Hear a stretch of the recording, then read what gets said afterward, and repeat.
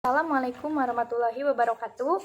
Perkenalkan, nama saya Ika Mariana, NIM 2105977, Program Studi Pendidikan Sosiologi, Universitas Pendidikan Indonesia. Dalam mewujudkan suatu pembangunan masyarakat menuju Indonesia Emas tahun 2045, negeri ini akan melintasi jendela peluang berupa bonus demografi, yang dimana jumlah penduduk usia produktif lebih banyak daripada non-produktif. Serta tahun 2045 ini menjadi barometer karena bertepatan dengan 100 tahun kemerdekaan Indonesia. Maka dari itu diharapkan kualitas pendidikan di Indonesia memiliki visi yang jauh ke depan agar dapat menyamai dengan negara lain yang lebih maju.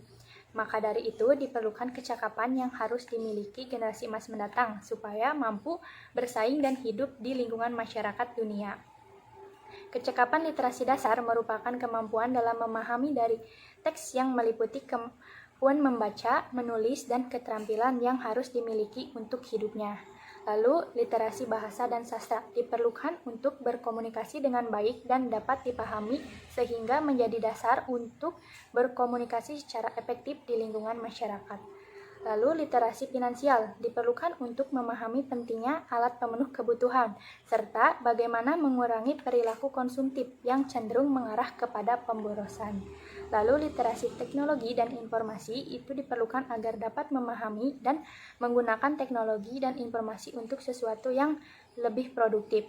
Lalu, literasi budaya dan kewarganegaraan, yaitu diperlukan agar dapat menghargai budayanya sendiri dan budaya bangsa lain, serta menjadi warga negara dan warga dunia yang baik. Generasi mendatang adalah generasi ilmuwan yang harus memiliki rasa ingin tahu yang tinggi sehingga memiliki kepedulian terhadap masalah dunia, serta ikut turut berkontribusi dalam memecahkannya.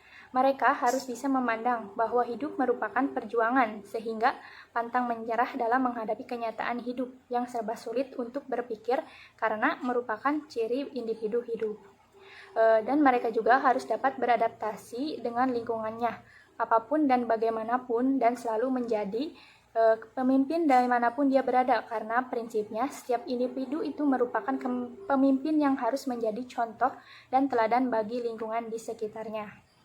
Maka dari itu, individu itu harus dalam berpikir kritis dan penyelesaian masalah bisa dilakukan dengan mencari hubungan di antara informasi dan argumen yang ada, serta menginterpretasikan informasi dan mengambil kesimpulan berdasarkan analisis yang terbaik.